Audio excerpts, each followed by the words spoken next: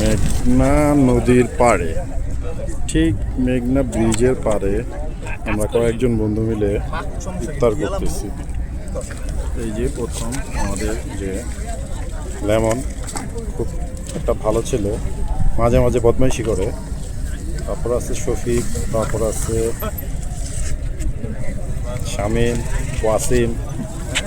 ইফতারে কেনাকাটা মানে কাটাকুটা চলতেছে। এদিকে আবার নামাজ পড়তেছে কিছু লোক।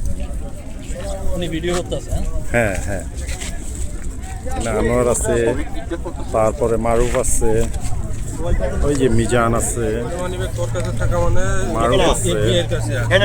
সুন্দর মনোরম পরিবেশ। শাহিন আছে, ঠিক আছে, শফিক আছে, ওরা দুজন।